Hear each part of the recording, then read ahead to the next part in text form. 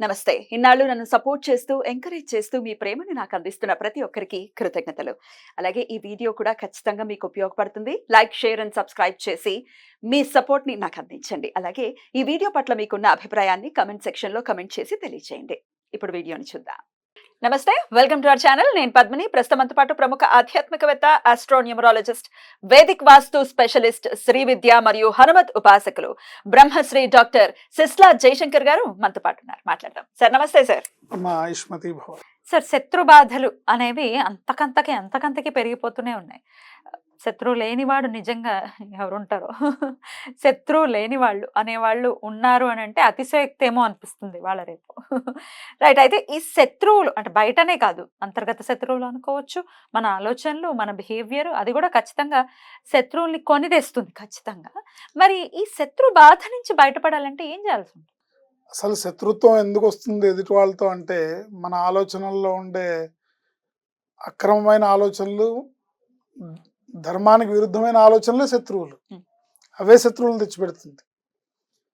అందుకని మన ఆలోచన, మనం చేసే పనులు మనకి శత్రువులు తెచ్చిపెడుతుంది. జాతకం ప్రకారం ఉండే పరిస్థితులు కూడా మనుషులకి శత్రువులు తెచ్చిపెడుతుంది. ఎదుటివాడి దగ్గర నుంచి లాక్కోవాలని చూసినా, ఎదుటివాడి దగ్గర నుంచి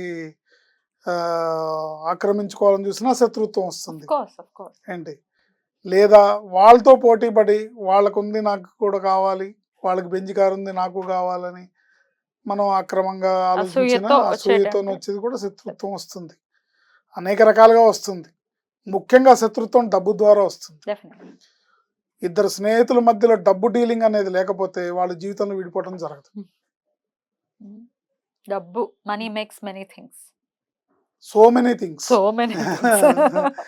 ఏంటి, ఇద్దరు వ్యక్తుల మధ్యలో, ఇద్దరు బంధువుల మధ్యలో కానీ, ఇద్దరు స్నేహితుల మధ్యలో కానీ ఎట్టి పరిస్థితుల్లో మనీ ట్రాన్సాక్షన్ లేకపోతే వాళ్ళ స్నేహం ఏనాటికి విడిపోదు, చెక్కు చెదరదు.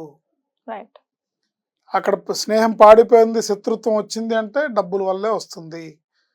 డబ్బులు ఒకళ్ళకి ఇవ్వటం వల్ల, అంటే అపాత్ర దానం అనుకుంటా, అంటే ఎట్లా ఇవ్వాలంటే ఎవరికైనా ఇంకా ఇవి నీకు తిరిగి రావు అనుకున్న పరిస్థితిలో అంతవరకు నువ్వు సహాయం చేయాలి. వస్తే అదృష్టం. లేదు, ఇప్పుడు నిన్ను ఆపద్ధర్మంగా ఎవరో తెలిసిన వాళ్ళు మాకు అర్జెంటుగా 1,00,000 రూపాయలు కావాలని అడిగారు. ఆ 1,00,000 నువ్వు ఇవ్వడం వల్ల 1,00,000 తిరిగి వస్తుందో రాదో కానీ బోనస్గా శత్రుత్వం అయితే గ్యారంటీగా వస్తుంది. అయితే మనం ఎదుటివాడిని మన దగ్గరికి సహాయానికి అర్థించి వచ్చినప్పుడు నువ్వు అప్పు ఇవ్వలేకపోయినా సరే, ఆ స్నేహం, ఆ బంధం అలా కొనసాగాలంటే, నాయన నా దగ్గర 1,00,000 రూపాయలు లేవు, నేను ఒక 10,000 ఇవ్వగలుగుతాను, మిగతాది ఎక్కడ చూసుకో అని చెప్పి ఈ 10,000 తిరిగి రాకపోయినా నువ్వు అవి ఇవ్వగలిగితే సరిపోతుంది. అప్పుడు స్నేహం నిలబడుతుంది.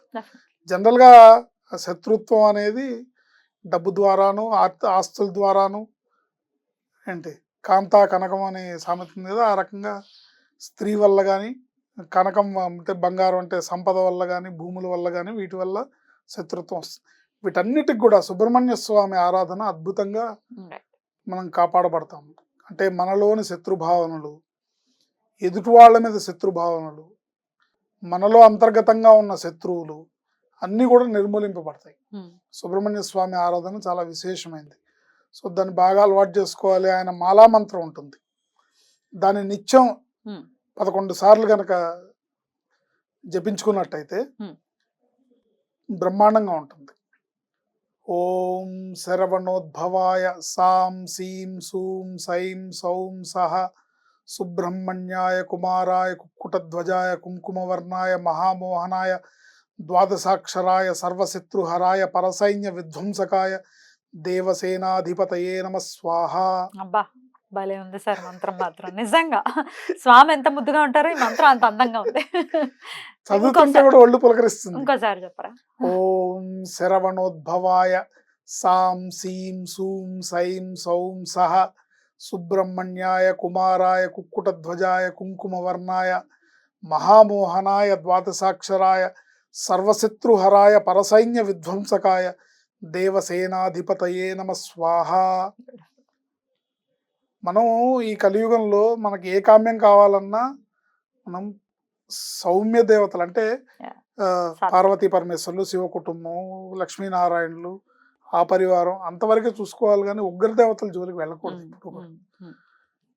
నాకు శత్రు బాధలు ఎక్కువైనాయండి, నేను వారాహి హోమం చేస్తాను, పచ్చింగిరా హోమాలు చేస్తాను అంటే వీటి వల్ల వచ్చే కొన్ని అనర్థాలు కూడా, అంటే ఆ దేవతా దోషం ఉండదు, చేసేవాళ్ళు సరిగ్గా లేకపోతే ఆ దోషం చేయించుకున్న వాళ్ళకి, చేసిన వాళ్ళకి, వీళ్ళకి వాళ్ళకి ఇబ్బంది పెట్టేస్తుంది. అంటే వాచా దోషం వల్ల కూడా ఇబ్బందులు వస్తాయి వాచా దోషం అనుకోండి, ఆచార ఇప్పుడు దోషం ఆ దేవతకి కావాల్సినవి వీళ్ళు ఇవ్వలేరు. ఇవ్వాలి కదా. హాఫ్ నాలెడ్జ్, ఈ హాఫ్ నాలెడ్జ్ లో ఆవిడకి కావాల్సిన ఇవ్వలేరు. ఏదో హోమం చేసేస్తే ఆవిడ వచ్చేస్తుంది ఇచ్చేస్తుంది అంటే, ఆవిడ వచ్చిన తర్వాత ఆవిడకి ఇవ్వాల్సినవి, ఆవిడని సాటిస్ఫై చేయాల్సినవి, ఆవిడని కావాల్సినవి ఇవ్వాల్సిన బాధ్యత మన మీద ఉంటుంది. ఇవ్వకపోతే ప్రకోపానికి లోనవుతారు, అందుకని ఇబ్బంది పడతారు. అందుకని చక్కగా శత్రుబాధ ఉందంటే చక్కగా సుబ్రహ్మణ్య స్వామిని స్మరించుకుంటే ఏంటి, వైష్ణవుల్లో అయితే సుదర్శన స్వామిని స్మరించుకుంటారు, శైవాగమం ప్రకారం సుబ్రహ్మణ్య స్వామిని స్మరించుకుంటే ఏ శత్రుబాధ ఉండదు, ఎలాంటి మీకు సైడ్ ఎఫెక్ట్స్ ఉండవు.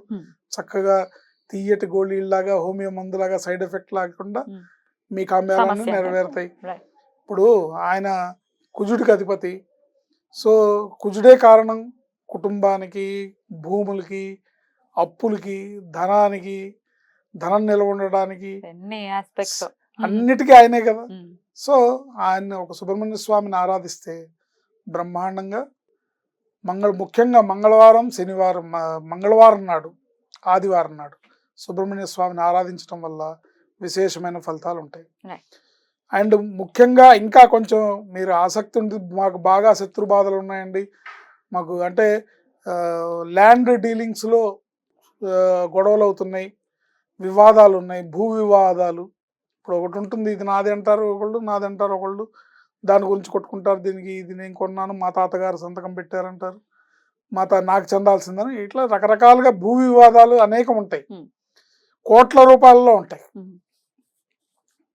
పెద్ద పెద్ద వాళ్ళ స్థలాలు, పెద్ద పెద్ద ఇవి కబ్జాలు చేసి ఇవి మావి అని డాక్యుమెంట్స్ సృష్టించి వాళ్ళకి కోర్టులో రకరకాల వివాదాలు, కొట్లాట్లు జరుగుతుంటాయి.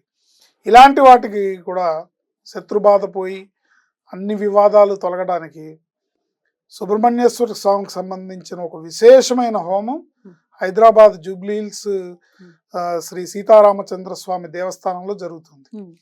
ప్రతి విశాఖ నక్షత్రం రోజు సాయంత్రం పూట ప్రదోష వేళలో చేస్తారు. శత్రు సంహారక త్రిశతి సుబ్రహ్మణ్య స్వామి హోమం. శత్రు సంహారక త్రిశతి సుబ్రహ్మణ్య స్వామి హోమం ఈ మధ్యాహ్నం చాలా విశేషమైన మంత్రాలతో జరుగుతుంది. చాలా విశేషమైన కార్యక్రమం. ఈ కార్యక్రమం నాకు తెలిసి మన ఆంధ్ర రాష్ట్రాల్లో ఎక్కడ అందుబాటులో లేదు, చేసేవాళ్ళు కూడా లేరు. నేను స్కందగిరిలో కనుక్కున్నా, త్రిశతి నామావళితో స్కందగిరిలో అర్చన చేస్తారు స్వామివారికి ప్రతి బుధవారం నాడు ప్రదోషంలో. కానీ విశేషమైన మంత్రాలతో త్రిశతి శత్రు సంహారక సుబ్రహ్మణ్య స్వామి హోమం ప్రతి విశాఖ నక్షత్రానికి జూబ్లీ హిల్స్ రామాలయ శ్రీ సీతారామచంద్ర స్వామి దేవస్థానంలో విశేషంగా చేస్తారు. 18వ తారీఖు ఉంది, జూన్ 18 మంగళవారం నాడు విశాఖ నక్షత్రం. ఆ రోజు సాయంత్రం 5 గంటలకి స్టార్ట్ అవుతుంది హోమం. సో ఆ కార్యక్రమంలో పాల్గొంటే ఎవరికైనా సరే మీకు ఎన్ని కోట్ల రూపాయల భూ వివాదం ఉన్నా, ఎలాంటి శత్రుత్వం ఉన్నా, ఎలాంటి కోర్టు లావాదేవీలు ఉన్నా, ఎలాంటి ఫ్యామిలీ పరమైన ఇబ్బందులు ఉన్నా, ఫ్యామిలీ పరమైన డిస్ప్యూట్స్ ఉన్నా, భార్యాభర్తల మధ్యలో డిస్ప్యూట్స్ ఉన్నా, ఎటువంటి కార్యమైనా సరే మీరు ఈ హోమంలో పాల్గొంటే అద్భుతమైన ఫలితం ఉంటుంది. ముందుగానే వాళ్ళతో రిజిస్టర్ చేసుకోవాలి, ఎట్లా ఉంటుంది? చేసుకోవచ్చు అండి, ముందుగా గుడికెళ్ళి కనుక్కుంటే చెప్తారు. అక్కడ చిర్రావూరి శ్రీరామ్ శర్మ అవినాష్ గారని వారి ఆధ్వర్యంలో జరుగుతుంది. ఆయన వేద పండితులు, కృష్ణయజుర్వేద పండితులు. ఆయన వారి బృందం కలిసి ఈ హోమాన్ని నిర్వహిస్తున్నారు. కృత్తికా నక్షత్రం రోజు వల్లీ దేవసేన సమేత సుబ్రహ్మణ్య స్వామి కళ్యాణం, విశాఖ నక్షత్రం రోజు శత్రు సంహారక త్రిశతి సుబ్రహ్మణ్య స్వామి హోమం. చాలా విశేషమైన మంత్రాలతో కూడుకుని ఉంటుంది. చాలా విశేషమైన అరుదైన కార్యక్రమం.